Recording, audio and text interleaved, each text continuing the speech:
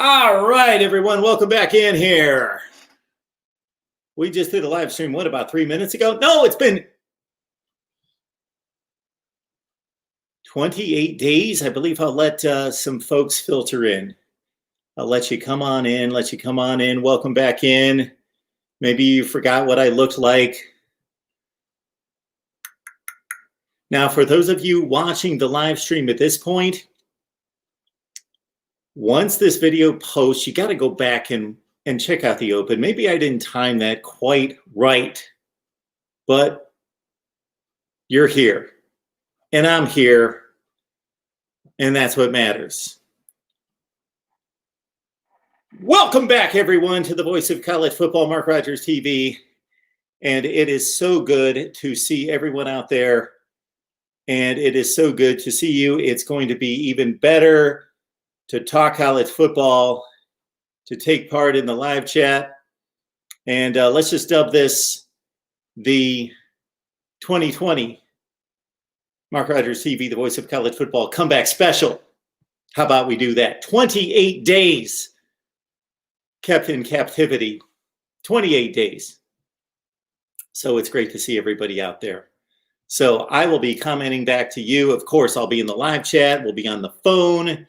And I'm going to go through all the viewer comments that came back to me. Most of those on the last video that I posted that said special announcement, when in fact it really wasn't that special of an announcement. And then I said thank you because I sincerely meant thank you to all of you. We've got a call coming in. Hey, it's been a while. Woo! Mark Rogers TV, the voice of college football. Who's on the line?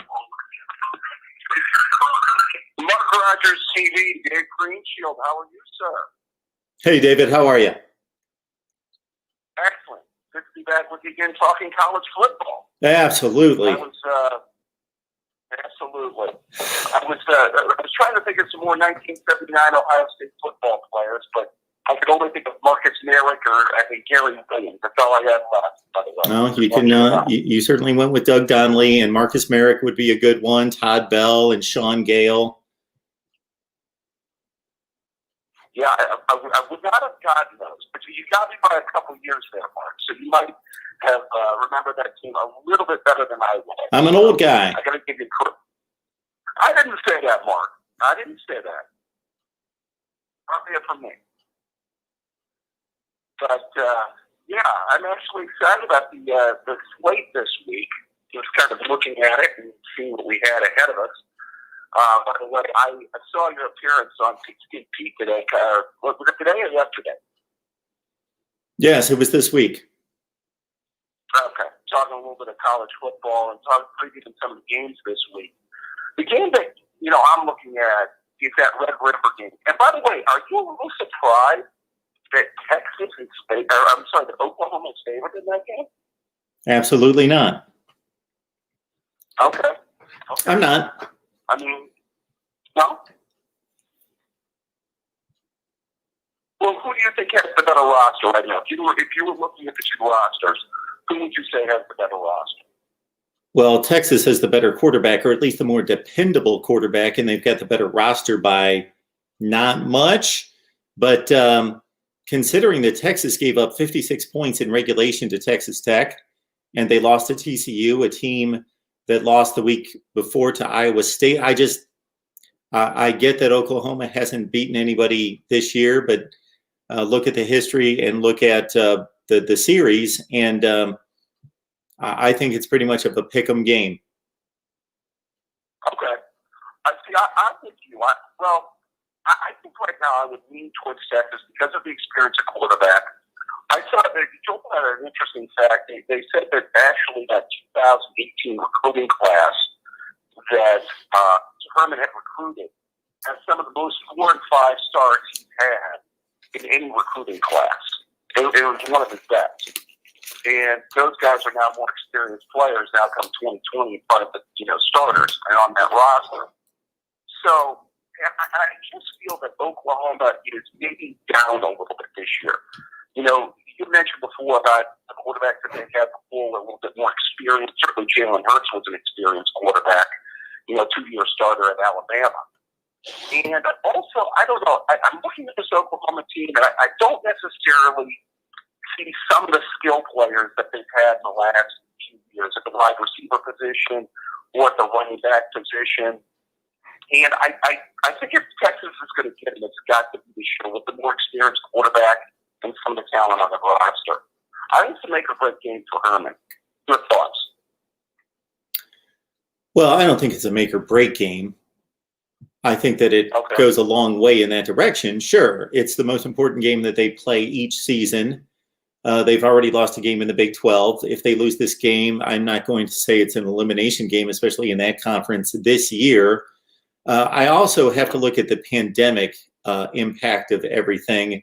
And most likely because of there being a longer leash for everyone, and then also combined with the financial considerations of just everybody's athletic budgets being strapped this particular year, and who knows how long that is going to be impacted, that I think that every coach is going to get a longer leash. Of course, Texas is the standard is high, but they let Charlie Strong hang around for a long time, and he was doing much worse than Tom Herman. I think the program is headed in the right direction. Now it's been a slow climb, but the last two teams that they've fielded are the best Texas teams since like 2013. That's not saying much, but they are the two best Texas teams since 2013. Mac Brown's last year, I think, was 9-4. Right. Yeah, they're basically. I thought they were either 4 or 5 loss teams last year. I think they lost 4 or more games from like that last 4 years of Mac Brown, from about 2010 to about 2013, if I'm not mistaken. After obviously his greatest run, which was 04 through 09, which obviously Texas has not gotten back to that level since then. Now you picked Texas to win the Big 12 this year, correct? I did. Okay. Yeah, I would have thought too. I just like them probably because of the more experience at quarterback. And I just had a feeling that there's going to be kind of maybe a dip in Oklahoma. It could be this year. And, so far that's actually turned out to be true. Does it seem kind of like a cycle down kind of year for Oklahoma? It seems like they're just, I don't know, I just don't feel the same way about this Oklahoma offense maybe that I had, in previous years. I know the defense hasn't been great. Well, it wasn't great in previous years, to be perfectly honest. Yeah, Oklahoma, Texas should be a good one. For, if nothing else, probably a leg up in the conference that may not be represented in the playoff. Right. Oh, by the way, have you made your Big Ten predictions yet? Did I make my Big Ten predict? I have not made my Big Ten predictions yet. I got to get on that, but obviously I've got about 3 weeks for that. But I got to get on that. It's just been a crazy year to be able to. I've made my playoff prediction, so by default I've made my at least first place Big Ten prediction. So my playoff prediction is Alabama, Clemson, Texas, and Ohio State. That's what I predicted before anybody played. But I've not gone through the entire Big Ten, so I need to do that. Right. Yeah, I was just curious to see. Obviously, you picked Ohio State to win. Just curious to see who you probably picked them to play in Indianapolis this year. Certainly seems like, a Minnesota-Wisconsin battle on that side of the division. What did you say? Minnesota-Wisconsin? Yes.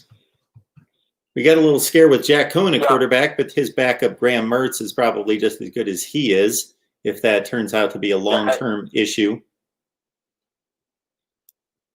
Yeah, our old friend Kevin New's probably disappointed that Jack Cohen is now out of quarterback at Wisconsin. That was his favorite whipping boy there for a while. Well, knowing Kevin, he'll be able to come up with a different punching bag. He'll come up with something.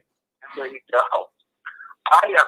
Mertz was a fairly high recruit. They say that's one of the highest recruits that they've had there at Wisconsin, in a while. So, other than 1 year with Russell Wilson, none of the quarterbacks from Wisconsin obviously have ever stood out. So, it'll be interesting to see, if he's an upgrade. I don't think it's going to be that much to be an upgrade over Cohen last year. He had his limitations for sure. So the interesting there for me is just who's going to emerge as the next great running back. Because they've had just that incredible run like we talked about. I think Minnesota, if there's going to be that they can win that division, it could be this year. I like the fact they got Tanner Morgan back. They got Bateman back at wide receiver. I know they lost some key guys, Winfield Jr. on defense, and then a couple of guys on offense. But I don't know. Do you have a leading one way or the other in that division? In the Big Ten Western Division? Yeah. No, I've not made my predictions. So I think it's a toss-up between two teams, certainly, and maybe even three. Who would be your I typically have faith in Iowa to a certain extent. I don't think anybody's that outstanding that Iowa can't play themselves into it. And I think, we just, we'll have some Minnesota material coming your way here very soon in the next few days. And haven't dug into it. I've been unfortunately buried in a lot of garbage in the last several weeks. Yeah, I've kind of heard that, unfortunately. I'm glad you're still doing the live stream, which is definitely helpful. I think Iowa, just real quick, they did lose their quarterback. They lost a couple of key personnel, on their, lost I guess what was their best offensive lineman and their best defensive lineman. Yep. A year ago, you'd have to say, according to the draft. AJ Espinosa, so, Nathan Stanley gone. The offensive, they went fairly high in the draft. So, I don't know. It'll be interesting to see how they replace those parts. I mean, look, you have a little bit higher on Kirk Ferentz's coaching ability than you are. You said you used to be more of a Ferentz fan. I don't know if you're still on the bandwagon there. Well, I'm going to be one person that says it's always difficult to judge when the playing field is not level.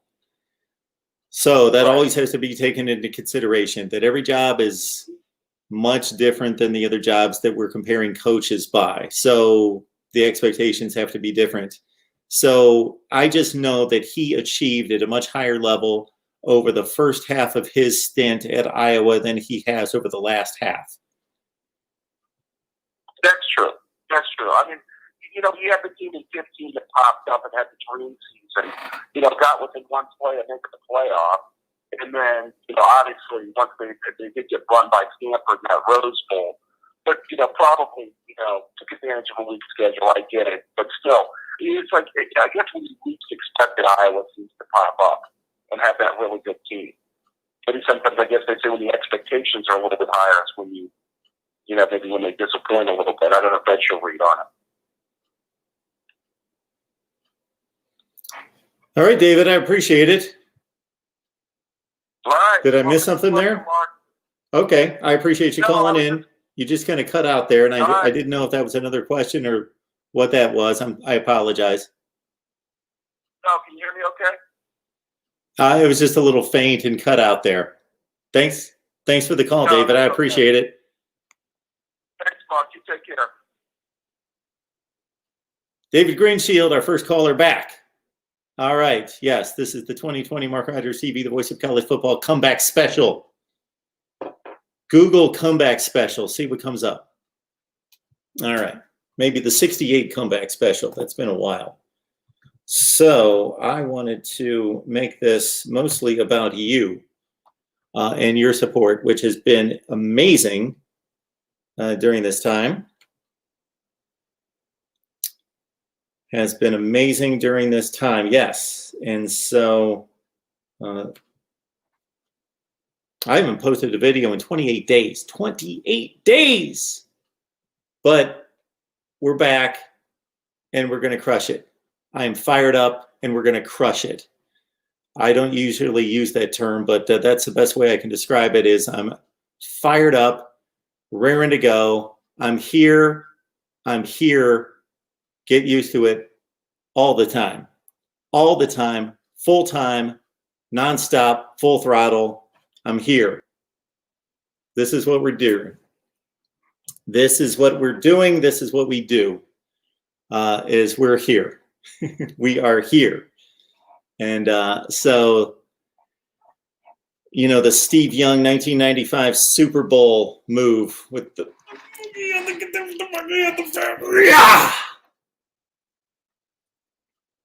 So it's great to see everybody in the live chat once again. I apologize for being late.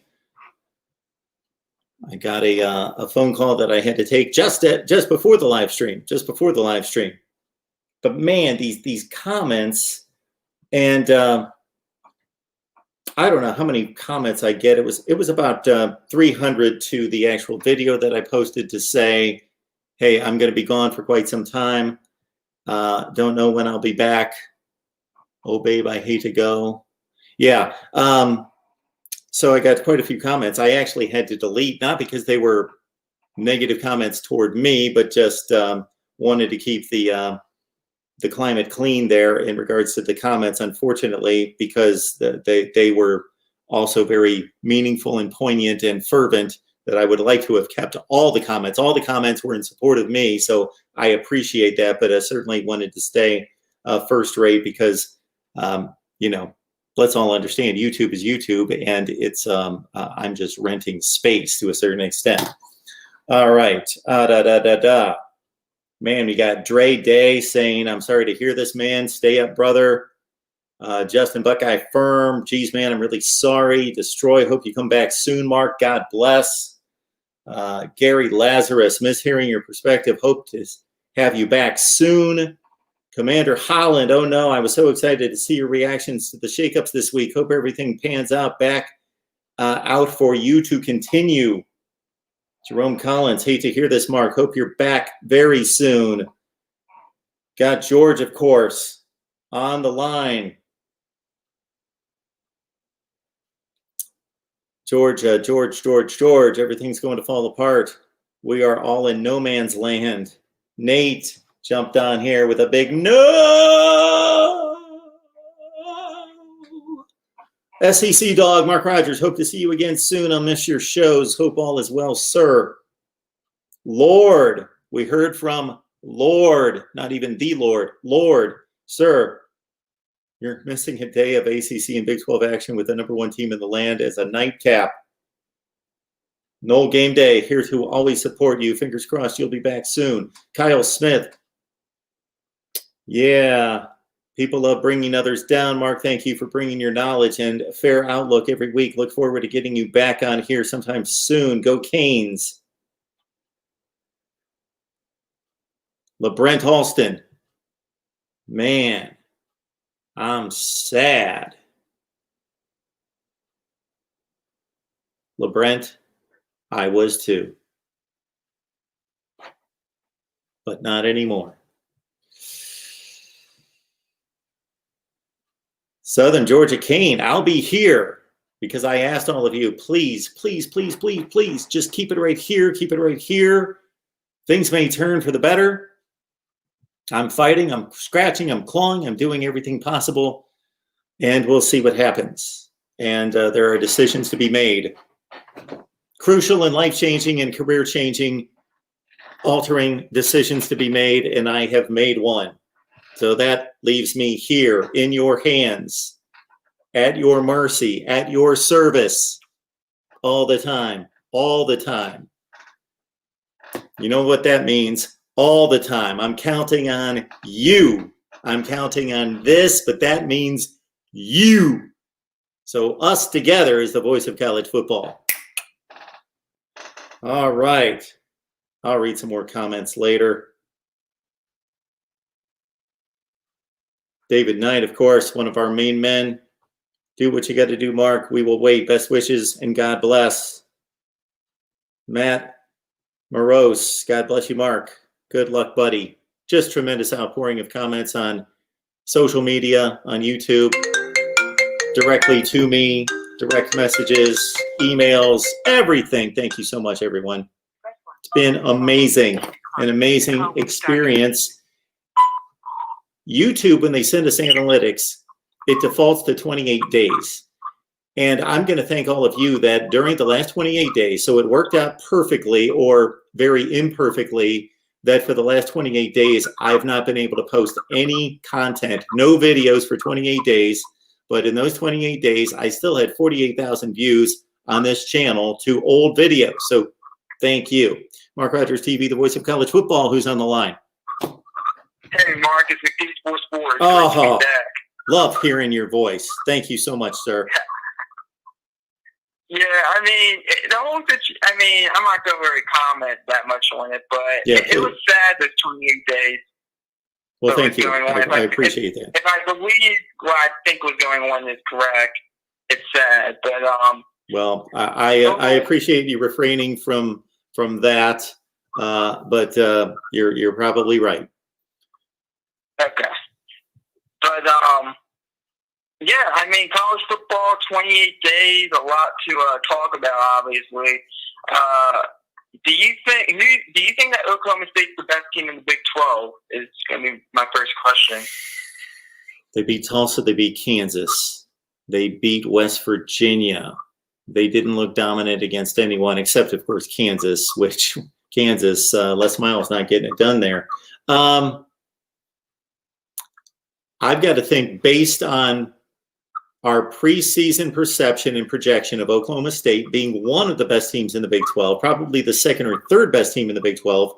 Not that we've learned that much about Oklahoma State, because I'm not even taking the Tulsa game into consideration. And of course, we saw the Golden Hurricane turn around and beat UCF this past weekend. And we know that Oklahoma State played most of that game without Spencer Sanders at quarterback. So that's an issue. So I'll give them a pass on week one, where I didn't give them a pass at the time because of those two considerations. That because we've learned more about Oklahoma specifically, and also Texas not being as good as maybe they could be, or certainly Oklahoma not being as good as they've been in the past, that it's raising Oklahoma State to the top of the Big 12. So if you follow me, I don't think we know enough about Oklahoma State yet. They haven't revealed enough based on the three opponents, but we know enough about Oklahoma and Texas to bring them down. So the Cowboys might very well be the best team in the Big 12. I think they're the best team in the Big 12 because I think Texas, I think Tom Herman's gone possibly after this year, because I think they're one of the only schools that could sit there and have the boosters that could fire a coach this year. So I'm going to sit here and make a prediction. He's gone. Do you know an interesting fact about Texas? You want to know an interesting fact about them? Well, I'm sure I could pass a few through, but we'll go with yours. Okay. TCU, ever since they joined the Big 12, is 7-2 against Texas. Yeah, I knew that. Yes, I picked up on that one. 7-2. You're right. 7-2 for TCU. Yeah. If I was a recruit in Texas, I'm going to play for TCU over Texas, just on that alone. For Texas to sit there and lose to TCU 7 out of 9 times is unacceptable, in my opinion. Well, that I agree with. It is unacceptable for TCU to beat Texas 7 out of 9 times, but that's not necessarily the reason why I would make a collegiate choice if I was a big-time football player in Texas, though. And you made a comment saying Texas has fielded the best 2 teams over the past 2 years. TCU has beat both of those teams. Oh, you say Tom Herman's 2 best teams of the last 2 years have been easily. Well, Tom Herman's best 2 teams. Sure, have been the last 2 years. And I don't know what the spread is because I've been busy all day today dealing with crap that I don't want to get into. But Oklahoma's beating Texas this Saturday. Book it. Okay, book it. Are you that confident? Yep. And Oklahoma, they have their issues. They should not be losing to Iowa State, and they definitely should not be losing to Kansas State 2 years in a row. That, to me, is probably the most unacceptable thing out there in the Big 12. Oklahoma losing to Kansas State 2 years in a row.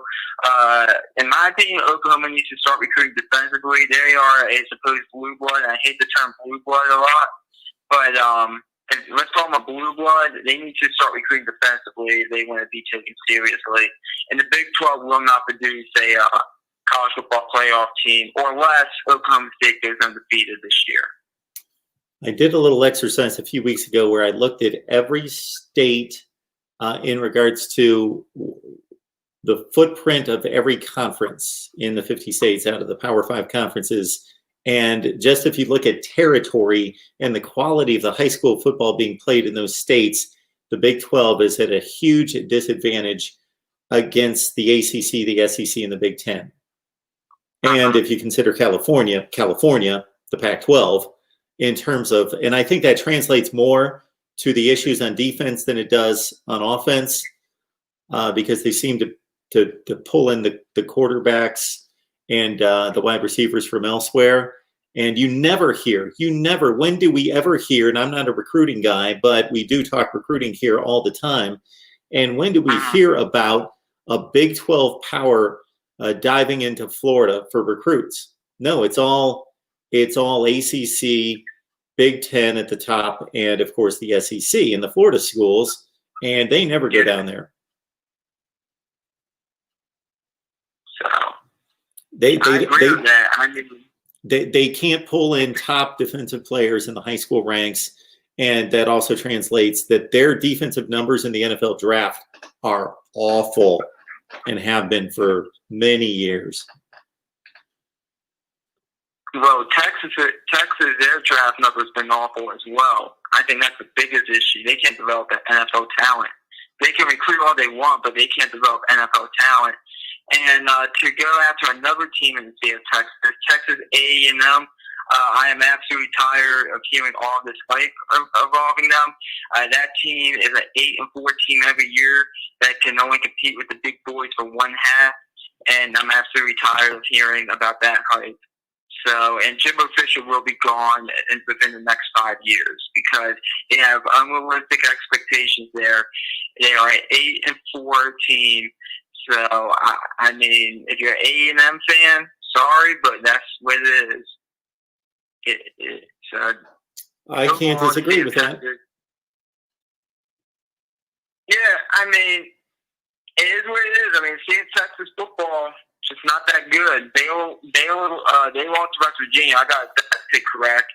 I paid a little bit of money on that upset pick right there. So at some point, when you make that kind of money, at some point, and you've got that much talent in the state, and the recruiting's been good under Jimbo Fisher, according to the rankings, at some point, yeah, you've got to take that leap. We know Texas A&M is going to beat Mississippi State and Ole Miss. Well, we don't know it, but generally we know they're going to beat those teams, and they're going to beat who they're supposed to beat. But Jimbo Fisher is 1-8, I believe now. I think it was 1-7 before Saturday, 1-8 at Texas A&M against ranked teams. Was it ranked or top 10 teams? And that one rank, and if it's top 10 teams, that one rank win went to 7 overtimes. Okay, yeah. Yeah, 7 overtimes. So, overall, that's what A&M. They're an 8-4 team. I mean, they might gain some hype some years, but I'm done buying into the hype. I mean, to me, that was the most predictable thing. I rarely sit there and so adamant about a team more than like -12. And I took Alabama -18. I thought that was like the biggest lock of the week. Yep. And because I knew it was going to happen, and they were going to be down. They were going to get down early. They were going to make the game late, all of a sudden either tied or very close. And then next time you blink, they're going to be down by 2-3 touchdowns at halftime, and they can't get themselves back in. It was so predictable what was going to happen, and it's exactly what happened. Now, and I didn't think they were going to give up 52. I thought it was going to be like 41-21, something like that. Now, I knew not to get excited when A&M made it 14-all, because even that was, they hit on a couple big pass plays, but it was even that was generally a fluke. They had the batted ball at the line. There was an interception that came just about all the way back. And I was a bit surprised because a couple of the games that I loved watching at the end of the game at noon, and I think in particular the Boston College North Carolina game caught my fancy, and I really locked in on the fourth quarter. So that took me past well past kickoff. And I really didn't lock in, and I saw 14 zip, and then I was scooting around to other games, and boom, 14 all, and yeah, that didn't last. And yeah, for Alabama to be that much better, it's almost like clockwork that they are that much better than Texas A&M, and Texas A&M is recruiting a roster. What is the disconnect here? Jimbo Fisher was supposed to be able to fix that, and they're still playing like any other team in the SEC against Alabama, other than the very worst teams in the league. They're getting trounced. Yeah. I mean, and they struggled a lot against a Vandy team that got ran out the building by LSU team and lost to a Mississippi that got ran out their own building by Mississippi State, who lost to Arkansas this past weekend. So I think there's some alarm bells there at A&M. But speaking of Arkansas, they're not as bad as I thought. Nope, not at all. They're actually pretty good. I mean, granted, kind of let the game get away from you against Georgia. No shame in that. But I like what I'm seeing from Arkansas. ACC, I mean, it's Clemson and everybody else. I mean, North Carolina, you can make the argument for. Miami, I think they're a bit of a dark horse, but I still want to see them against Clemson this upcoming week, see what happens there. I think it's going to be Clemson by 3 touchdowns or something around that. But I'm interested to see how that goes. So here's my question of the night. You just gave it to us, McD. Here's our question of the night. Is there a second tier in the ACC? So, of course, in the SEC, it's mostly been Alabama since Nick Saban showed up. But, of course, Auburn's emerged to win a national championship, and LSU, of course, last year. But generally, it's Alabama. Then there's a very strong second tier, typically between Florida, Georgia, LSU, etc. In the Big Ten, it's decidedly Ohio State. And then it's Michigan, Wisconsin, Penn State, of course, and maybe in Iowa or somebody else. Pardon me? Michigan's not in that second tier. Okay. Well, regardless of what your second tier is, I would debate you on the second tier in the Big Ten, not in you don't think it involves Michigan. Yeah. Okay.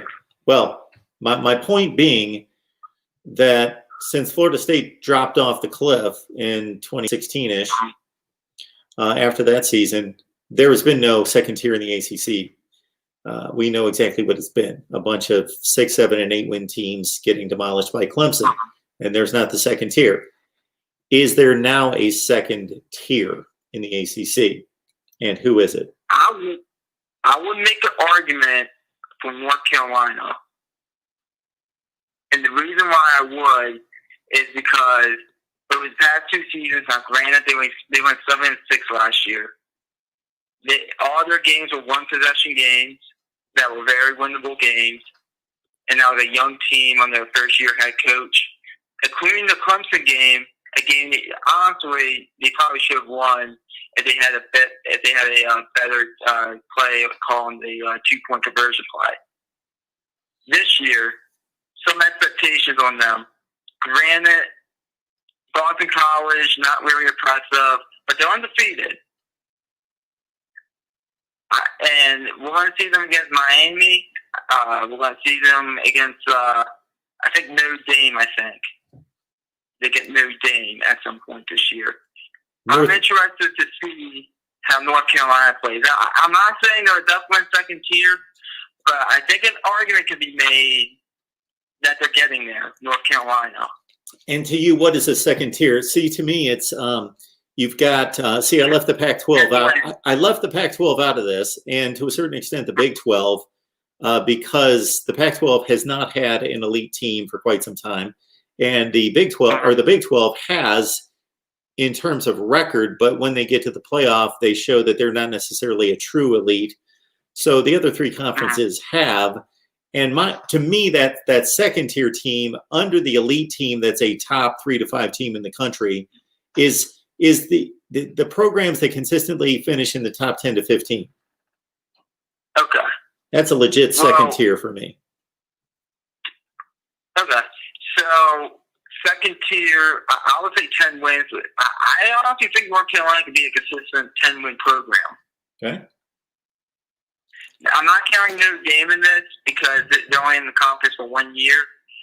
But to me, Notre Dame is the best tier 2 team in the country, year in and year out.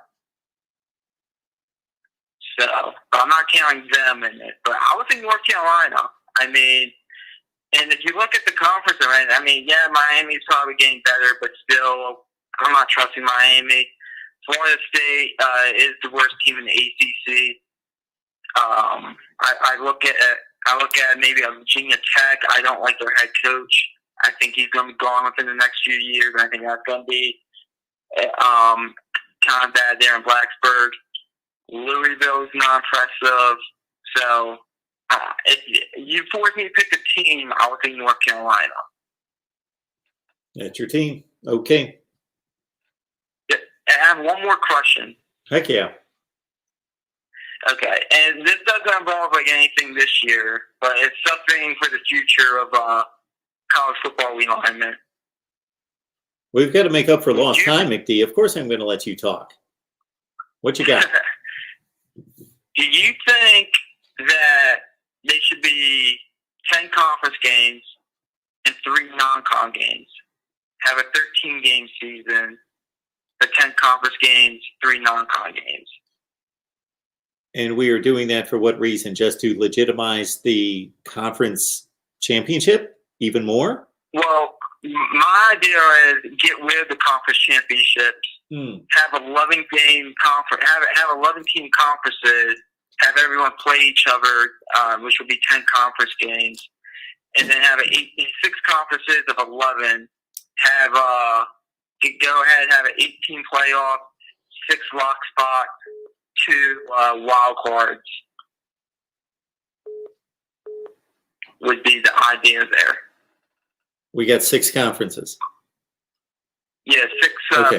conferences. All right. I like everything about that. You don't like the conference championship games. That's not exciting to you? Well, I'll make the outside of the SEC one. I mean, maybe the Big 12 one. They produced a few, I think, intriguing matchups. I would say over the past few years.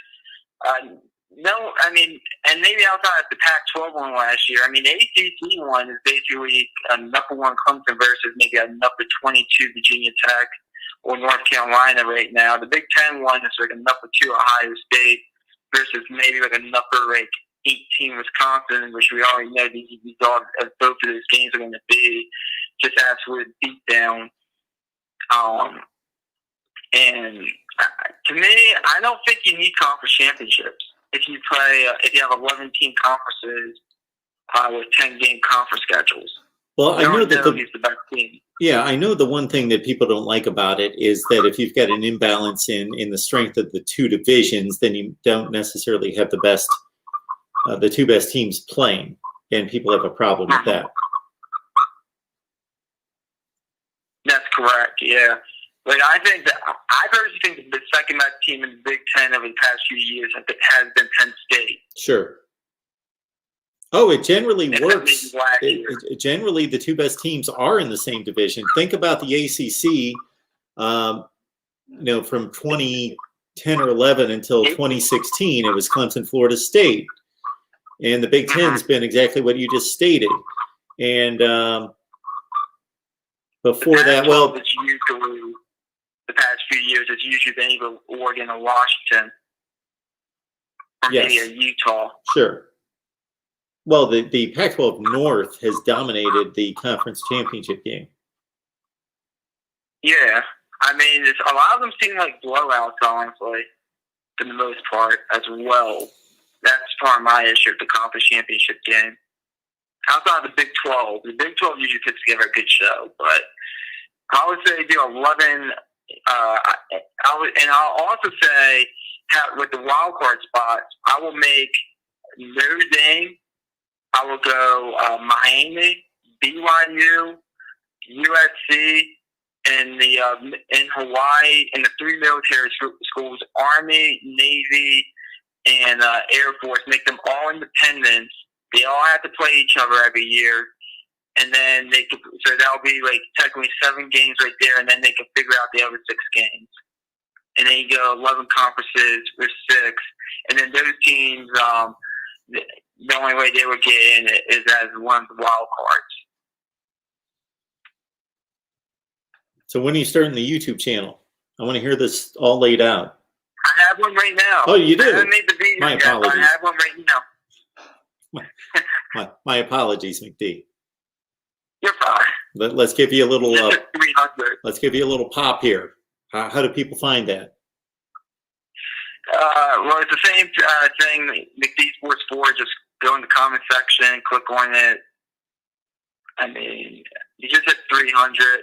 I meant to come out with a video today, but I got so busy because I got blindsided by something. But basically, talk about sports, make fun of a few things, and have fun on it. Okay. Am I going to go over there and see that you made fun of me?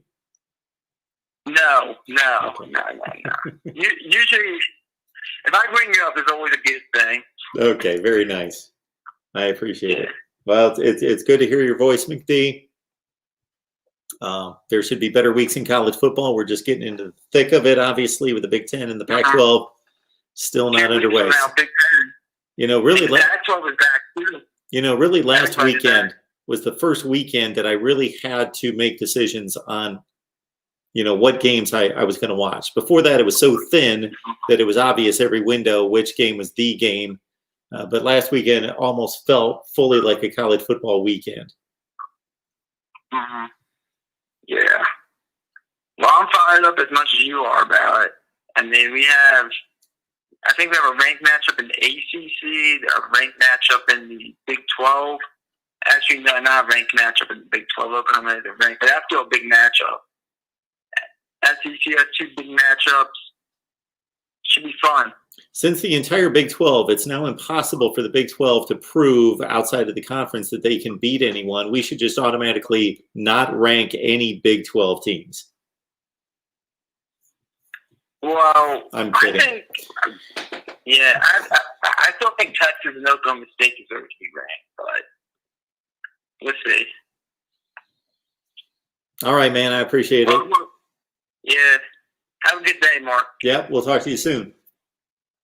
Yep.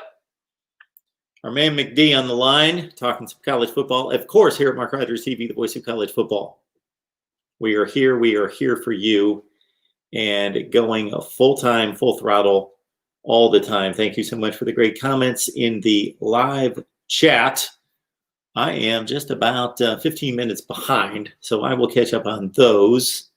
And I had a few calls coming in, but I didn't want to interrupt McD. He was in the middle of his new scheduling and conference format. So we did not want to go there and certainly disrupt McD. So I apologize. Normally, he had been on long enough. I would have kicked him off, and I would have taken those next 2 phone calls. So please call back, and we'll get on with it. Chris timeout, ref Weber. Wonder what that has to do with. That's a very long handle. Goes back a long way there. 1993. Wants to see a Buckeyes helmet. We're going to accommodate helmet requests. We already did Texas. Now we'll do Ohio State. If you're joining us late, yes. I can't say I shaved for the occasion. I shaved about a day or 2 ago. But it seems as though I have, at least. And I got myself a haircut yesterday. I wanted to look good for all of you. As good as I possibly can look. But I appreciate, I was starting to go through the comments again from my final video that was 28 days ago. And I was much saddened. I tried to hide it.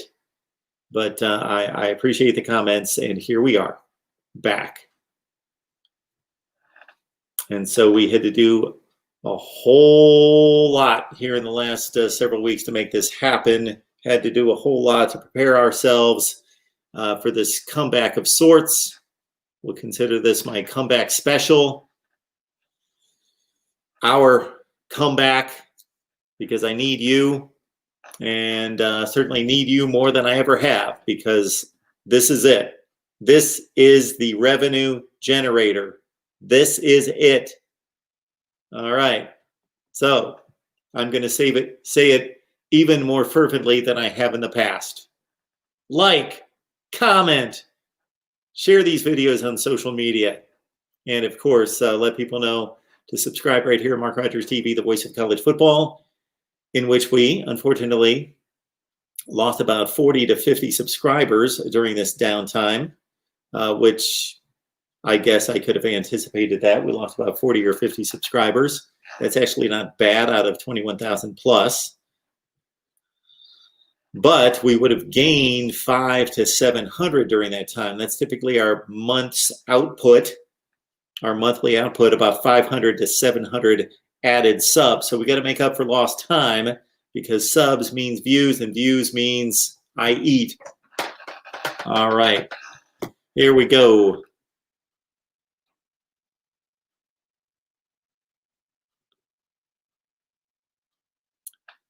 Colby, good to see you. Recruiting out at JJF, TJ, Tui Moloau, and Mika Abuike. Man, did I butcher that name? Going to pick Ohio State. I'm going to have to hear my boy Steve Hellwagon, Kevin Noon, and Tony Gerdeman spit out those names, and then I'll be able to latch onto them. We will be talking Ohio State football and have our Ohio State live show on this week. That will be back as well. We're bringing back everything. We have to crush it. We have no choice. We have to crush it. All right. Good to see you, Colby.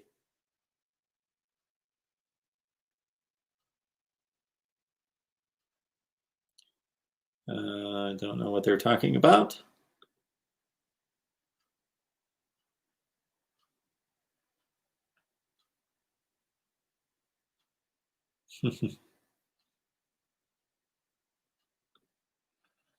Ohio State has the best coordinators in college. Maybe that's a topic for another day. Best coordinators in college football.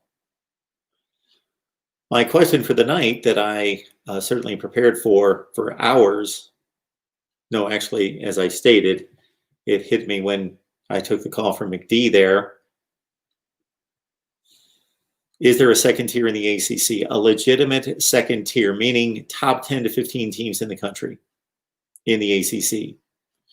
Of course, we will get a pretty clear indication of that Saturday night.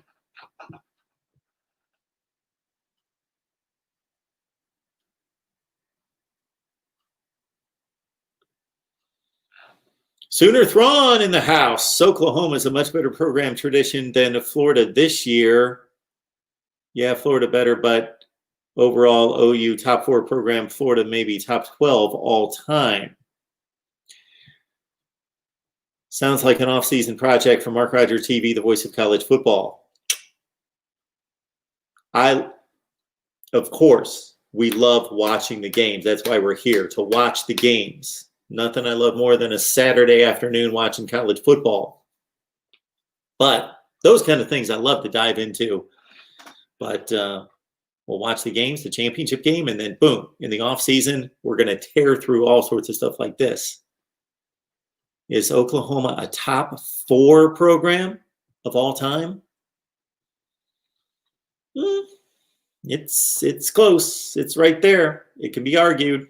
I don't think you can say so-and-so's number 1, they're 2, they're 3, they're 4. I think you can say there's your top 6, and you can look at it a number of ways. Some people value national championships. Other people value winning percentage. Other people value conference championships. Other people like to go to more tangible factors, but still not necessarily that tie straight to the results on the field, like Heisman Trophy winners, NFL draft selections, prominence in the NFL, like a Tom Brady, who was not a high pick, of course, at number 199 in 1999. No, 2000. Yeah, 2000. But there's the Sooner-thron. I cannot disagree with you right there. Florida's an interesting case because the Florida schools pretty much all emerged at the same time. And of course, the Florida Gators being the state school, along with Florida State, but Florida emerging as the best program the soonest back in the 60s. They were a factor in the SEC. But with Florida State and Miami being independents at the time, then they all reemerged. For Florida, it was a reemergence in the early 80s, along with Florida State and Miami, and then they all really took over college football to a certain extent between the early 80s and the mid 90s. And then, of course, Florida State's run made its way past the year 2000. Florida was hit or miss, came back, dominated, recessed, went back. So I love those topics in analyzing the history of college football and rating and ranking. You guys know that.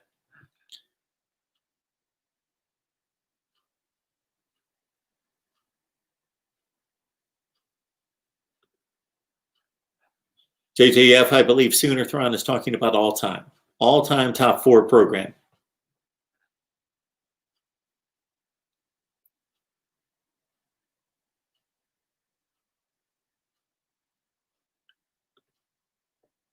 Matt Jones, what happened the last time Oklahoma was in the BCS championship game? Oh, yeah, and he just happens to be, Matt, a Gators fan, 24-14.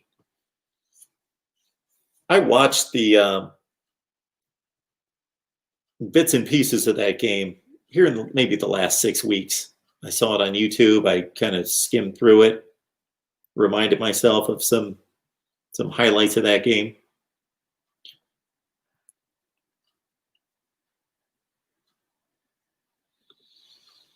Tyler P., Alabama, Texas A&M. Can anybody be man enough or person enough? Can anybody be big enough to admit that they actually thought Texas A&M had a chance in that game and that they would make it a game? Does that tell us more about Alabama, or does that tell us more about Texas A&M? Until I see Texas A&M play somebody on their level, which of course they will many times. They've got Florida this week. There you go. There's another team that's probably better than them, but not as much better as Alabama. So I want to see if Texas A&M, especially at home, can compete. And I mean compete, not stay within 2 scores. Yeah, this Texas A&M season could come unraveled real quick. But 52-24, and it wasn't a game at halftime. Hurricane Kilo, good to see you. Thank you, sir. Appreciate it.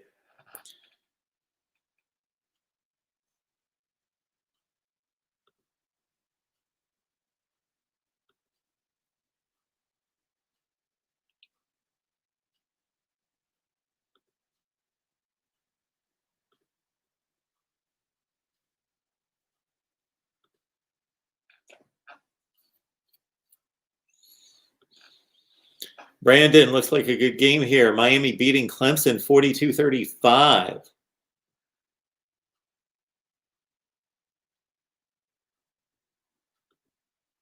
Tyler P., tell me why Bama had to throw a 70-yard deep ball with 4 minutes left in the game, up 21. Well, you got your 2 debates on that, your 2 arguments. Do you go the high road, the classy road, the traditional road, and you run it off tackle once you grab that lead? But in today's college football, you can't be of that mindset. Now, was Alabama in doubt at 4 minutes left, up 21? Of course not. But they're all big-time athletes. They're competitive, and I have no issue with – I would not necessarily myself I would not necessarily do that, but I have no issue with it. They're all big boys.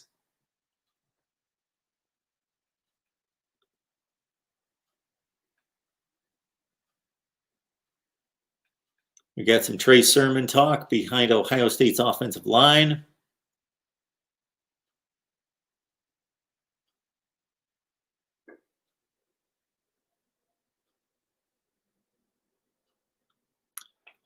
Luke chimes in with the ACC second tier: Miami, North Carolina, Notre Dame, Pitt, Virginia Tech. That's a large second tier.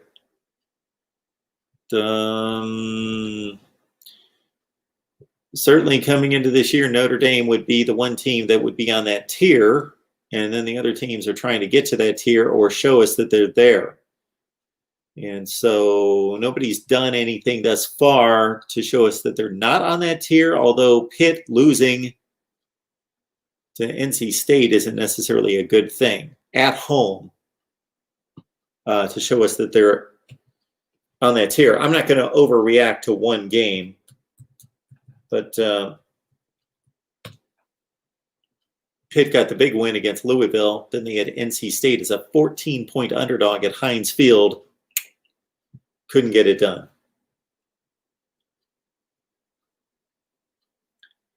All right. Any other good comments here? There are tons of them. Maybe they've been, what do we got here? David from Cleveland, hope all gets back to normal, Mark. BGPO Football Funk, we will miss you. Devin Brown, this has something to do with Miami being irrelevant for 20 years now. I can feel it. NBA fan shedding a tear. Got a super chat coming in. Appreciate it so much from, oh man. We got A. Pep Jones 1. Will the Ohio State-Penn State game being in week 2 hurt the Big Ten in rankings? Well, sure, and I appreciate the super chat contribution, and we'll post that to the screen in just a minute. It's going to hurt the Big Ten in rankings because a team's going to lose unless the rankings are dependent. They're not in a vacuum, so the rankings are dependent also on what else is going on in the country. So if Ohio State comes into that game, let's say number 5, and Penn State's number 9, and Ohio State beats them as expected, but it's close, then people are going to be satisfied, or should be satisfied, I would think, with Ohio State hanging on to its number 5 ranking, having defeated a good team, a really good team, top 10 team on the road, but then Penn State also should maintain something close to a number 9 ranking, having played the number 5 team in the country that close, if it's a 31-28 game. So it's a loaded question right there. Every time, seemingly, that ranked teams play each other in a conference, it hurts because you're probably not gaining a whole lot for the one team that's ranked high. They can only move up so far, and the loser typically drops.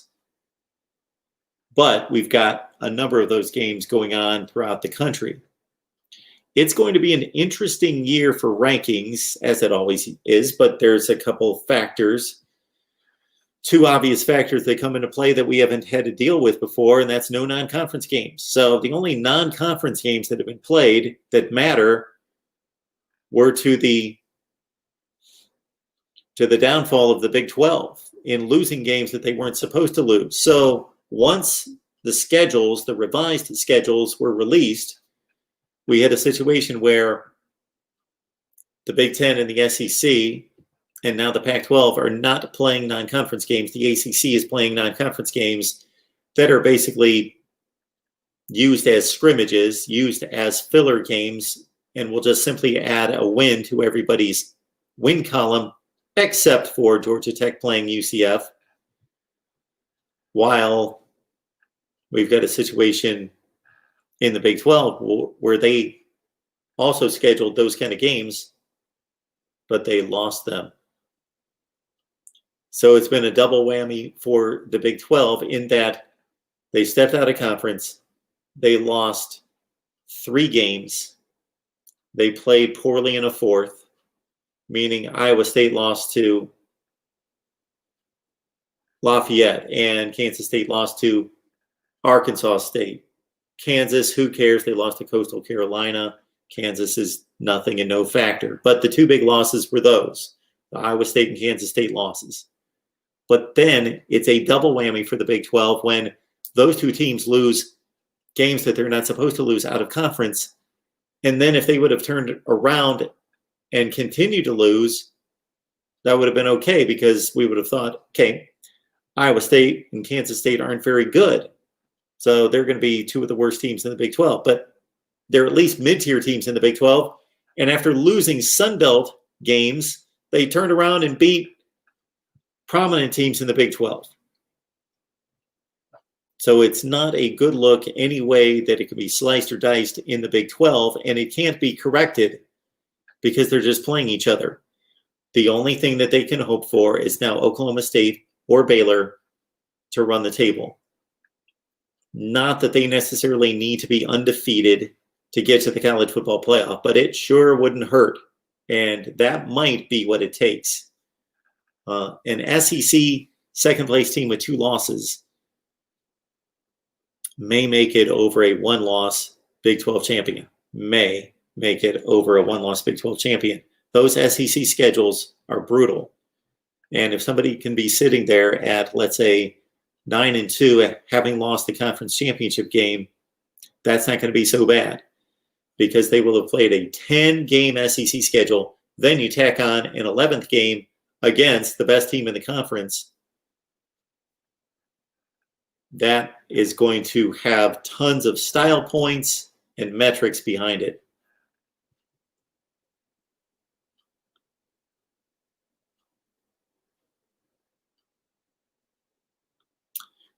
Sooner Thrawn, in my format in which I realigned the conferences, added a 6th conference called the Big East. That's my Big 12 right there. I bring back Mizzou and Texas A&M to the Big 12. All is fixed. That's it.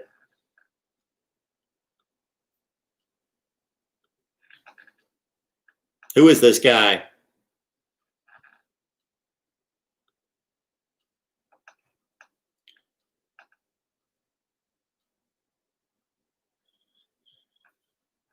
It would be fascinating to move teams to other conferences. It would suck for tradition, and we want tradition, and we want to keep the conferences and the rivalries intact. But would it not be fascinating to move teams to a different conference once in a while? After watching Texas A&M get slaughtered by Alabama, I had a number of people tell me that Texas A&M would not be a good team in the ACC, that they would get beaten down in the ACC. And I just can't believe that. I just don't see it. I see a Texas A&M team 2 years ago that after going 8-4 in the SEC, which, let's be more accurate about it, 4-4 in the SEC, they went 8-4, but they played 4 cream puffs. Let's see, that would have been 2018. I can't remember their non-conference game in 2018. Was that UCLA? So Texas A&M, no. That, of course, was Clemson. So they lost to Clemson, so they must have gone 5-3 in the SEC. So 5-3 in the SEC. That Texas A&M team gets matched up against the 5-3 team in the ACC, and I am not blowing one score, one result out of proportion, but I think it was very telling. The Texas A&M is a 5-3 SEC team, takes on North Carolina State as a 5-3 ACC team, and we've got a 53-14 final.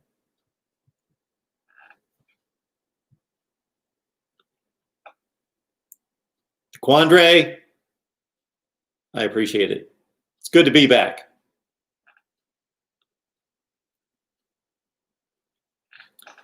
Yeah, that's a long list of wide receivers. Certainly, Ryan Day has expanded on the Urban Meyer model. And because of his affinity for the passing game and wanting wide receivers that are not just athletic, not just freaks of nature, but have refined their skills on the high school level to be elite route running and pass catching wide receivers. And he wants depth. And that's a lot of dudes right there.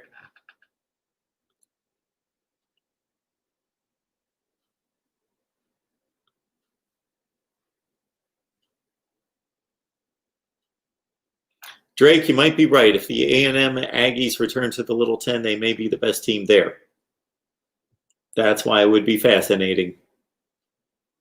Could the seventh best team in the SEC, I'm just taking a shot at that, maybe Florida, Georgia, Tennessee, Auburn, Alabama, LSU are better. Maybe the seventh best team in the SEC. Is it the best team in the Big 12?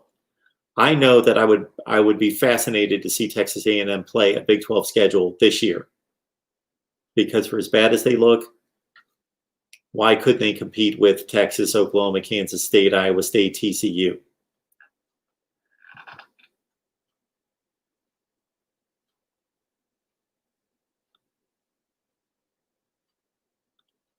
JJF taking a shot at Michigan, third or fourth tier in the Big Ten. Got Georgia taking on Tennessee, and I believe the Bulldogs are about a 15 or 16-point favorite. And so Colby likes the Dogs to go big in that one. We will have our college football predictions coming up very soon, probably released tomorrow at Patreon. So you got to join me on Patreon. Help me build the vision, build the cause, and you can be a big part of that for a minimal cost that we have to charge, but it's also part of the process of building the revenue streams here at Mark Rogers TV, the voice of college football. It's a must.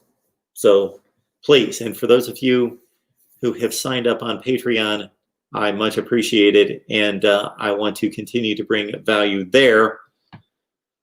And so we are in the process of still determining what's going to be involved there. But certainly my predictions, which are 27-17 against the spread. 27-17 against the spread. And that's not just picking and choosing certain games. That's laying down a prediction for all the top 25 games.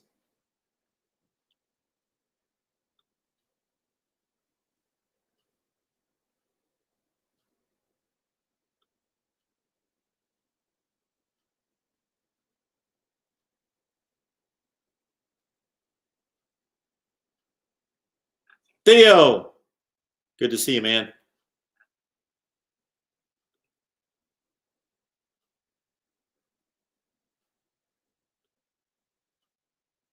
We caught on to that, Drake. Murder Blaze, good to see you, man. Good to be back. Oh, JJF. Taking it the full route. Not conceding anything. Best quarterback, wide receivers, DBs, linebackers, great D-line. Best linebackers in the country. Best offensive line, great running backs. Not the best, but great running backs. Going to win it all.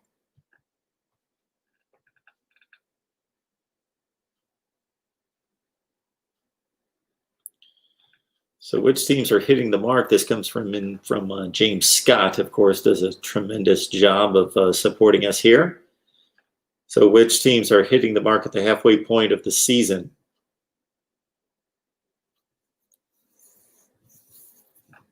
Halfway point. We've got a ways, James. We've got a ways. Most teams have 3 games in the books. The SEC only 2. 2 conferences have none.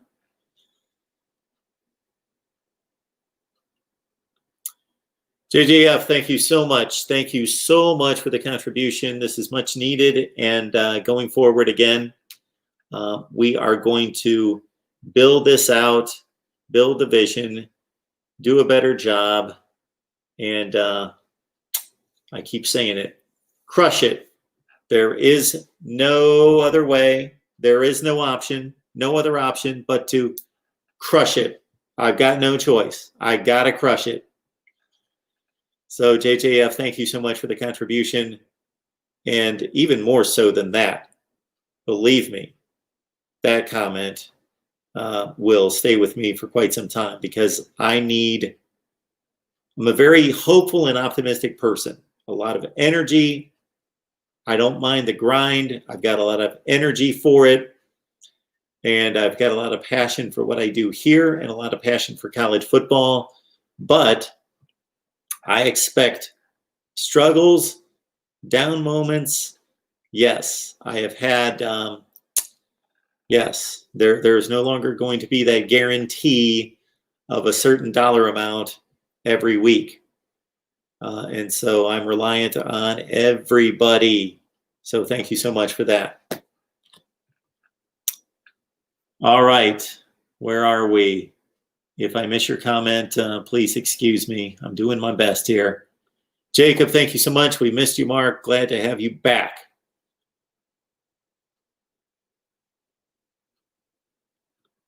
FSU Gnome, good to see you. Yes, tonight's the night. 28 days, but I busted free. How about BYU? They dismantled Navy, who hadn't practiced tackling forever. They took apart Troy, which was pretty impressive, considering that Troy's typically gives that level of team, even the Power 5 teams, a good game, but this could be a down Troy team. BYU also defeated, what's their other win? I know they're 3-0. They're in my top 10. The top 10. That actually makes sense. Which I will read this off to everyone. Let's see. Let's get your take on my top 25. Because some of you are going to play right along and be like, yeah, typical Mark. We know what he's doing. We know where he's going with that. But some of you are going to be like, what? Huh? Here's my top 25. Now, keep in mind, I am not ranking any teams that have not played. I am not ranking teams that have not played. So once they start playing, we'll get them in there. But this is only based on results. Results, number one, meaning the scoreboard. Number two, your performance on the field, meaning if Alabama would have beaten Texas A&M 28-24 in a tightly contested game Saturday and not 52-24, well, they still won the game, and Texas A&M still lost the game. So that would go in one compartment. Okay, it's regardless still an Alabama win and a Texas A&M loss. But I've got to judge and evaluate those games very differently, very differently.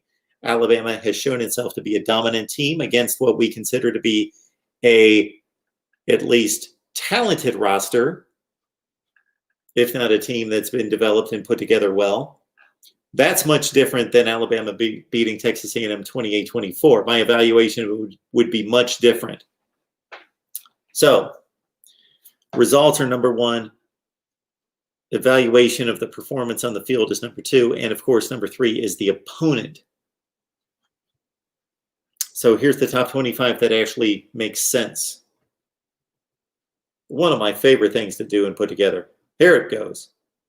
And this is released exclusively on Patreon, or maybe this is just a look for you fine folks this week, since this is the 2020 Mark Rogers TV, the Voice of College Football comeback special. All right. Listen up. I wish I could display this graphically. I apologize. Now that I'm doing this full time, these are all the things I need to address. All right. That really I don't want to. All I want to do is produce videos and come here and do live streams. That's really all I want to do here, is just produce content. That's what I want to do, is just produce content. But there's sales, marketing, branding, and a whole lot more that I have to do to make this really work. And this doesn't hurt. Greg Cranston with a $50 super chat.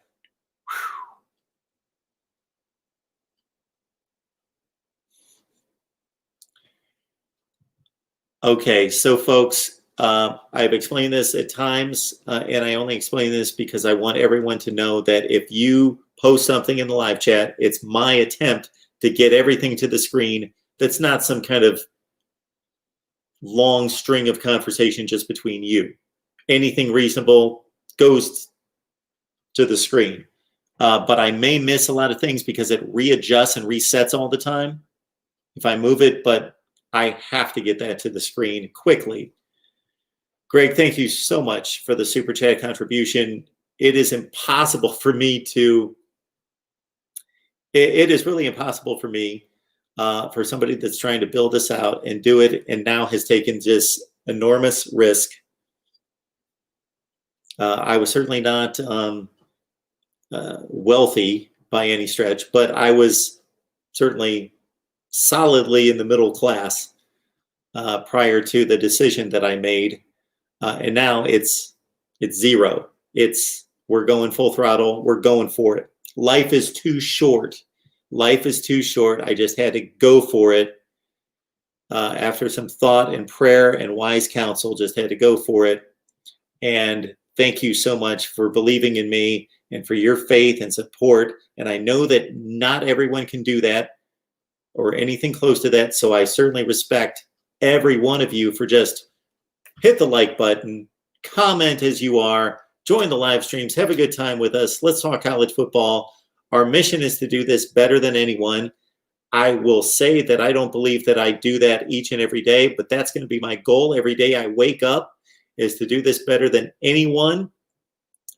Some of you will think I'm the best. Some of you will think I'm the third best. Some of you will think I'm awful, but I'm going to do my best.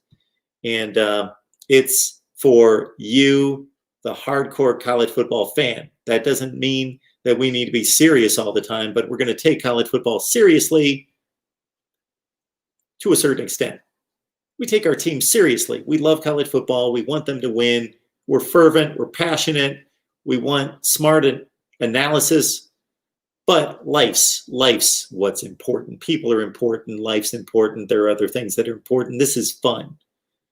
But you know what I mean. We're going to take it serious. We're going to take it seriously to a certain extent. And yes, Austin, I could see Urban Meyer coaching Texas. It is the perfect challenge for him. So, Greg, just to finish up and recap, just thank you so much for the contribution. This shows just the faith that you have in me. And believe me, I take this seriously to do my very best for you. And I got to tell you, a lot of the questions that I'm receiving are a bit daunting for me right now. I have been buried in so many other subjects involving personal issues, certainly professional issues that have gone way beyond the scope of anything that I wanted to tackle or deal with.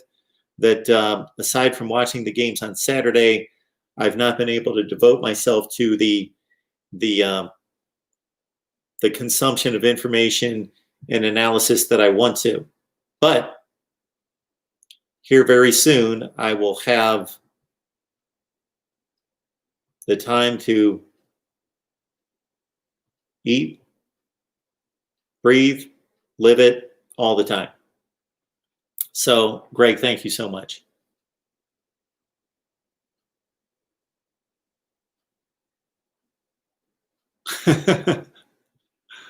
Oh man, are you? Oh, okay. Come on, Chris Timeout Ref Web,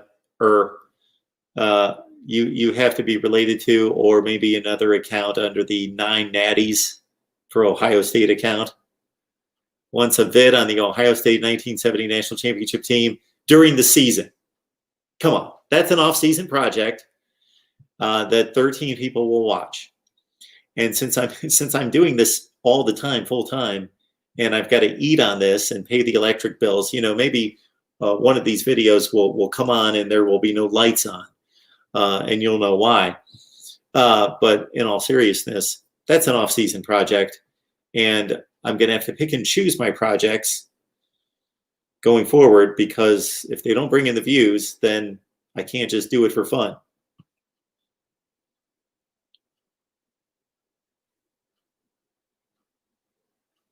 And I can certainly tell that my voice is not used to doing this. Man, it is raw.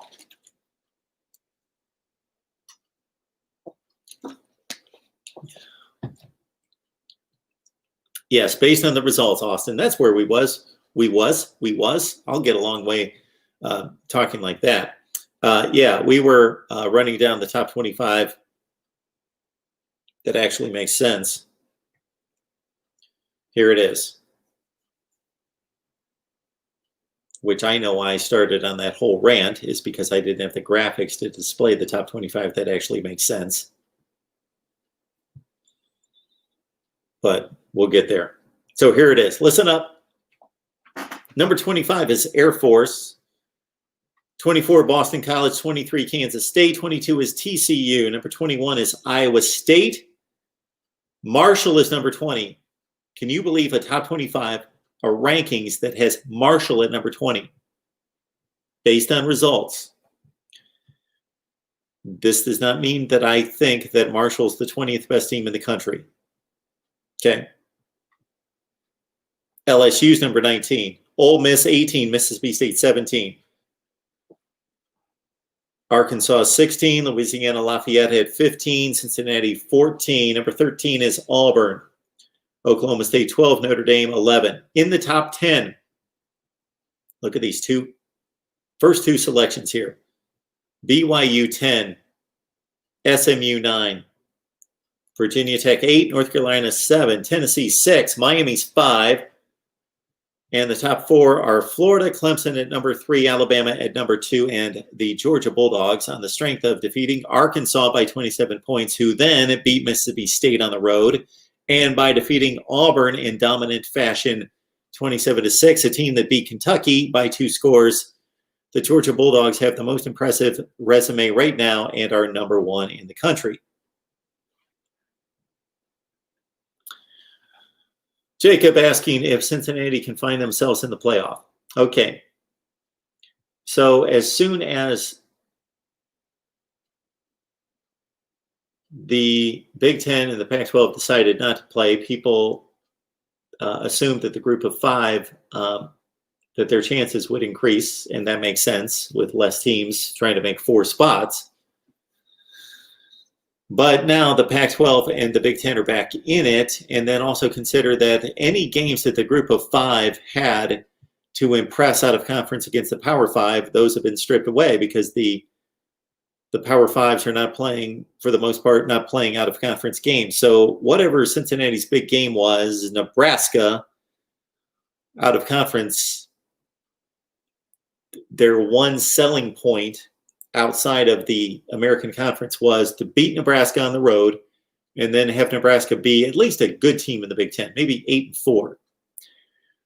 8-4. Cincinnati, though, will need the Big 12 to continue to plummet, the Pac-12 to do the same, which they already have a leg up on the Pac-12 in that the Pac-12 is only playing 7 games. So the Pac-12 is not going to get a whole lot of respect from the College Football Playoff Selection Committee because of past performances, even if they say that they're not taking those into account. They are. And then also that the Pac-12 is only playing 7 games. So there's most likely going to have to be a perfect 7-0 Pac-12 champion to have consideration to make the playoffs. So Cincinnati could. The first key in this, in addition to what I just stated about the Big 12 and the Pac-12, is that the SEC runner-up is a 3-loss team.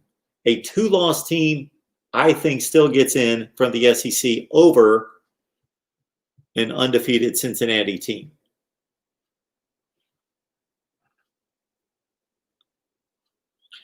Yeah, Nick, if I'm feeling down, then I'm just going to look down and, oh, there's Florida State.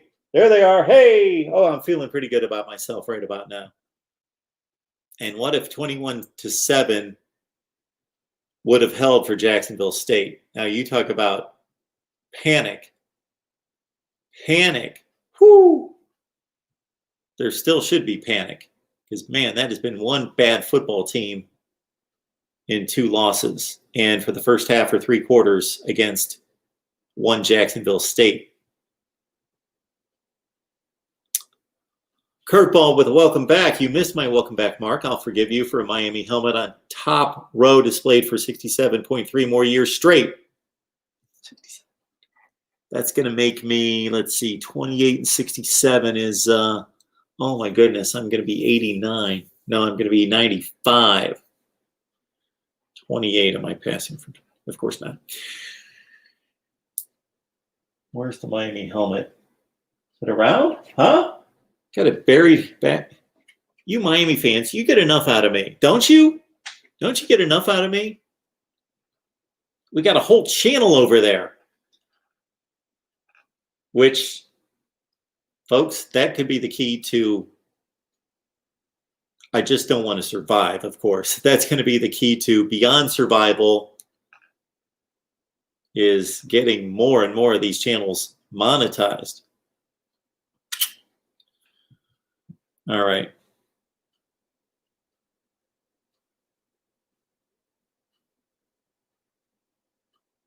Oh, man, David. Believe me, I love doing those. I love it. Love, love, love, love, love it. That's what I was saying a few minutes ago. Watching college football on Saturday, that's what this is all about, is actually watching the games. But I do love some of those series that we do in the off season, because I get to dig into the metrics and put a perspective on it that I enjoy doing, and hopefully you enjoy it as well. So we're going to get back to all those sorts of things in the off season. I got my hands full covering the season. Preach! Yeah, I'm preaching. I don't know what I was saying at 1:19 a.m. 16 minutes ago, but I was preaching.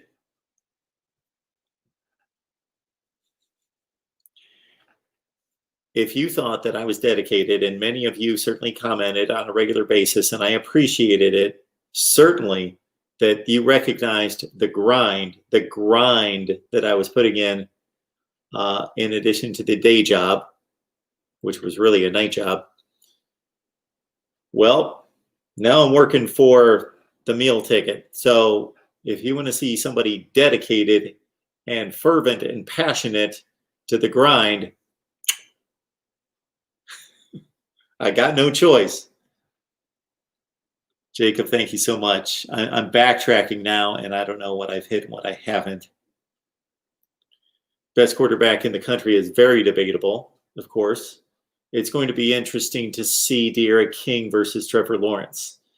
And I'm not making a comparison necessarily about their futures as pros, but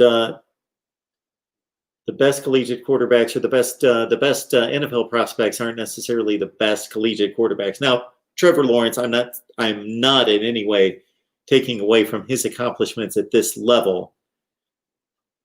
I'm just thinking of, let's say the Josh Rosen games at UCLA, where he wouldn't necessarily look the best or be the best quarterback on the field or the best quarterback we would see in college football, but there was all this projection about, well, Josh Rosen, sure, he's a good college quarterback, but he's going to be an NFL quarterback. And he was a top 10 pick, 13th, something in that range, to the Cardinals. And I don't know that he's in the NFL right now. I believe the Dolphins cut him.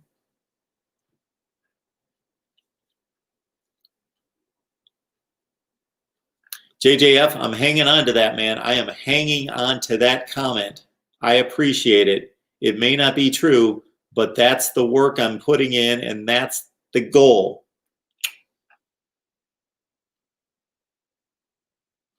Kyle, I would love to call and have him actually answer. I answer all calls.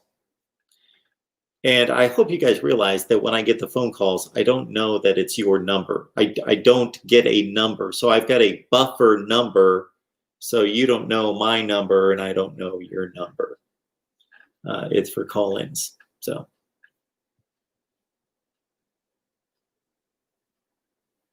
All right. Where am I here?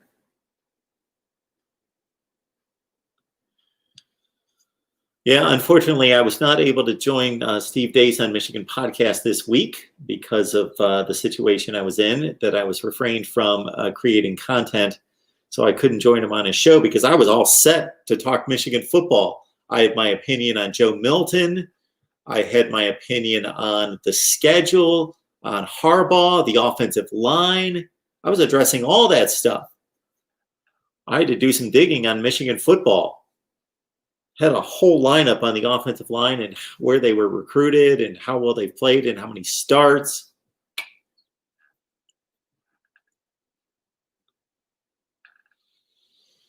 I've been a little busy, DeQuandre, but yes, Logan and Jason will be talking about that soon.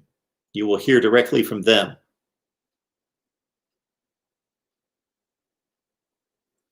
I will finish my thought, Austin, on Urban Meyer going to Texas. My thought there is basically that I hate to conjecture because I cannot get into the heart and mind of any individual. But Urban Meyer obviously understands his legacy. And my goodness, for a man who has the best winning percentage in the history, modern history of college football, meaning post-World War II, he would also understand that for him to go to Texas after resurrecting programs at Bowling Green, Utah, winning 2 national championships at Florida, going to his home state, Ohio State, winning a national championship there, and compiling a 91% winning percentage. And again, his overall winning percentage is the best in college football history, modern history. The 2 Notre Dame coaches, Newt Rockne and Frank Leahy, have the best winning percentages of all time. For him to go to Texas and build a dynasty there, or at least take them to the top and win 1 national championship there, then he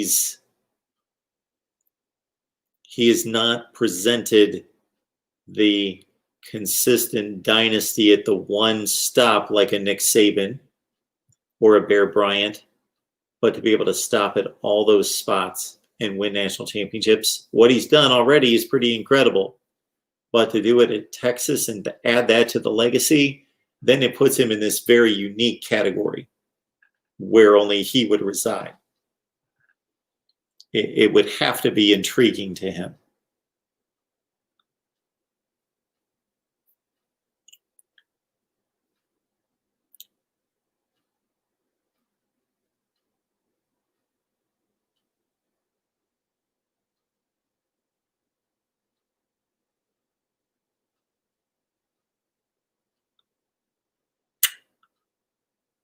Travion Henderson. Yes, we will be talking Ohio State football in depth in the next several days. Hang in there, Jacob. Jared, thank you so much for the compliment. Every so often I find it funny when somebody doesn't understand the acronym there. They're wondering, what's all this GOAT stuff? I heard somebody say that the other day. There's some people still running around that haven't picked up on that. They're usually not sports people. Florida. So I watched almost the entire Florida-South Carolina game. I saw just a little bit of the game against Ole Miss. There were better games on. I usually have the 3 screens on to try to catch as much as possible. But I think that Florida has shown us to have what could arguably be the most prolific offense in passing offense. Let me make that clear. Passing offense in the country. That Kyle Trask is the best quarterback in the SEC. He doesn't have nearly the highest ceiling, but he is the best quarterback right now in the SEC. The offensive line does a tremendous job in pass protection.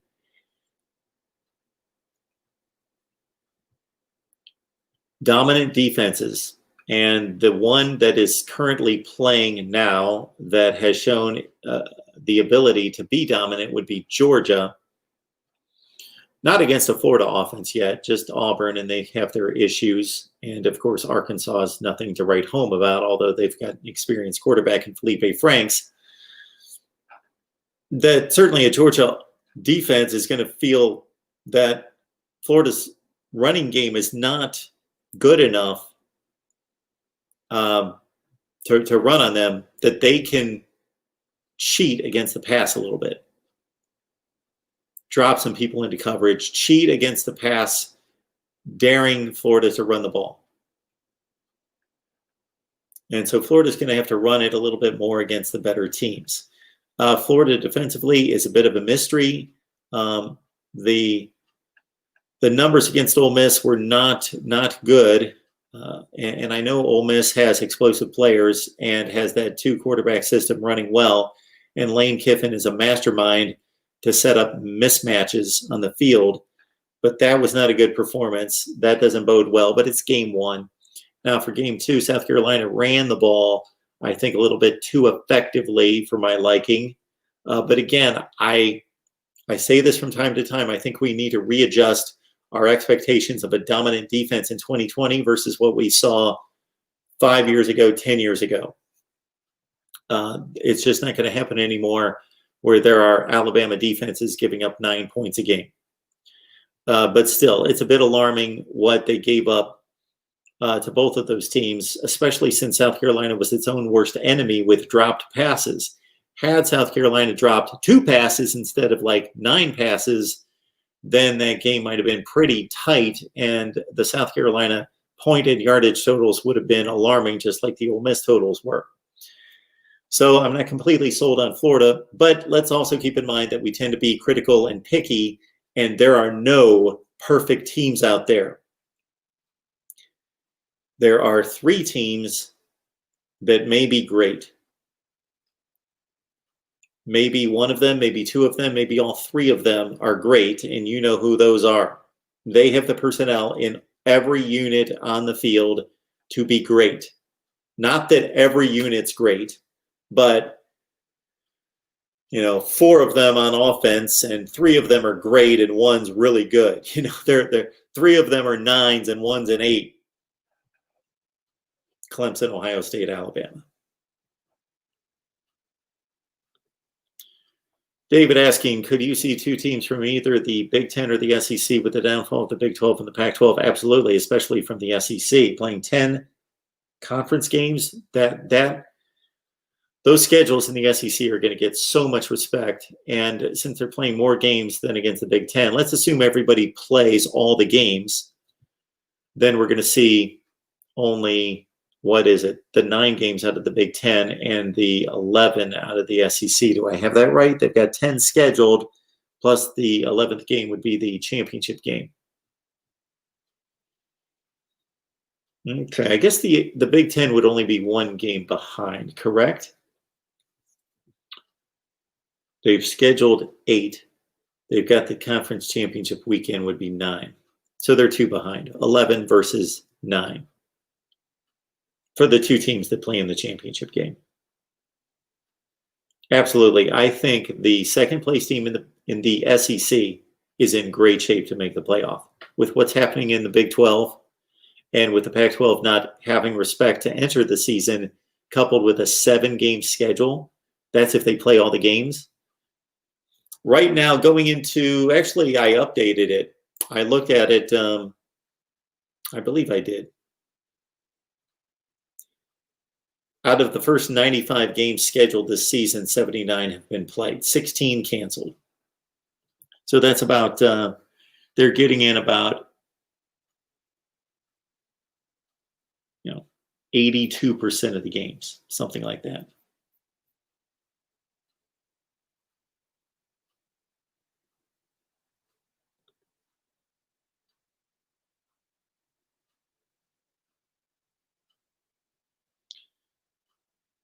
Austin is asking if any current 1-loss teams have a shot to emerge as a playoff contender. Well, absolutely. It's only 1 loss. So the team with 1 loss that has the best chance right now would be the winner of the Texas. Oklahoma's got 2. Texas with a 1 loss. Now, if Miami loses to Clemson, respectively, then there you go. There are other 1-loss teams in the SEC. Nobody with 1 loss really strikes me as a contender. Maybe LSU gets back into it, but I doubt it. based on their week 1 performance. Texas is your best bet right now as a 1-loss team to get back into the playoff conversation.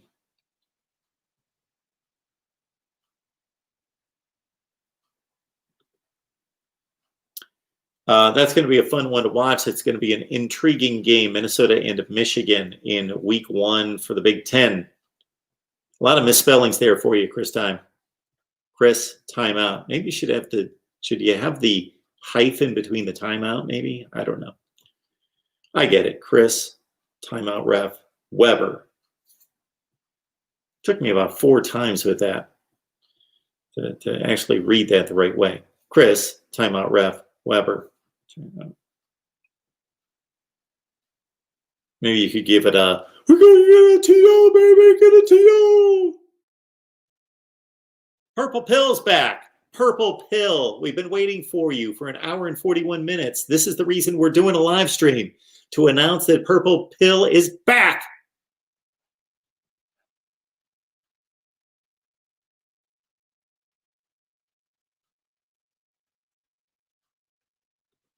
Yeah, Cheryl, that's quite the video breakdown I'll need to do about which team from the team up north at cornerback and safety can guard against the Buckeyes. Yes. Don't think they have that guy this year, nor did they the last 15 years.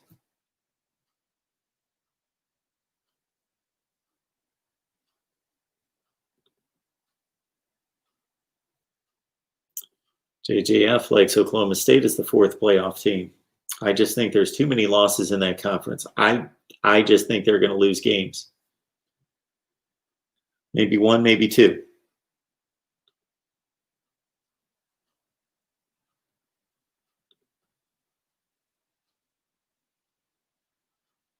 Oh, we got a Pitt fan here. I'm starting to attract some Pitt fans. We hope you camp out with us here and keep it right here at MarkRogersTV, the voice of college football. We've got 78 on the line at almost 2 o'clock in the morning Eastern time. So I would hope all 78 of you, please subscribe. Please subscribe. You'll be glad that you did. And lock it in for college football coverage throughout eternity. I'm going to live to a ripe old age, and I'll be right here. We'll just have to replace the old trusty black chair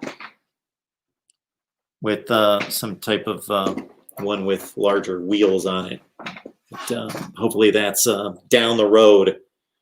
And I am going to have to get up from this seat once in a while. I was thinking about making my big strategy and my comeback, and now that this has to be a full throttle affair that pays all the bills, that I just sit here. I just sit here 24 hours a day. They bring in food for me, and maybe I nod off once in a while, and you guys can keep it going. Maybe during the phone calls, depending on the phone call, maybe I get a 5-minute nap once in a while, and I just stay right here. And we just keep the stream going all the time. Next football season, the 2021 college football season, to kick off, you know what I think we're going to go with? Something that I've teased you with, and that's a 24-hour live marathon. But let's get through this season. And Mighty, there's quite the storm kicking out around out there. Woo! All right, have I missed anything?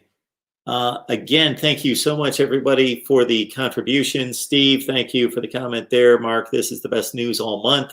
I am back. I'm here. I'm here all the time. And this is it. This is the deal. We are here as the voice of college football, but only truly the voice of college football because you have a voice as well. So we want to hear from you.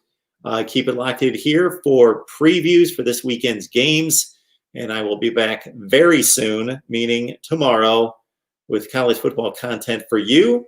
And certainly leave your comments, your requests, your recommendations, anything that you can leave us. Join us on Patreon. Please join us on Patreon. You'll be glad that you did. For my top 25, that actually makes sense. And also, my weekly predictions, 27 and 17 against the spread, and also additional bonus content right there. Thank you so much. You guys have made it a tremendous experience to come back. And I have been waiting for 28 days to talk to all of you. And we will do it up big this weekend and throughout. Again, I have no choice, no options. Got to crush it with your help. We'll see you next time.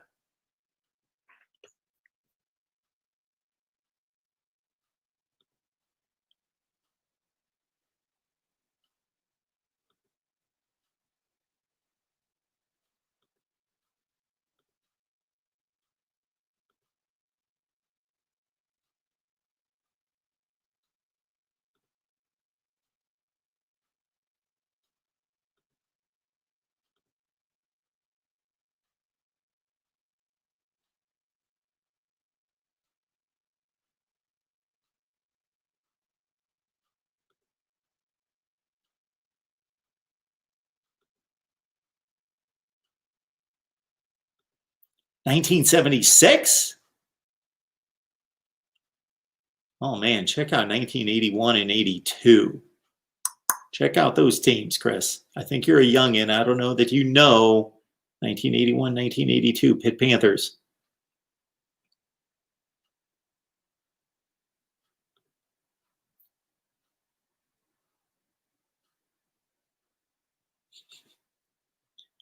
I was somewhat guessing that, but I didn't come out with it. I'll actually be able to say your name now. Appreciate that, James. Thank you so much, man.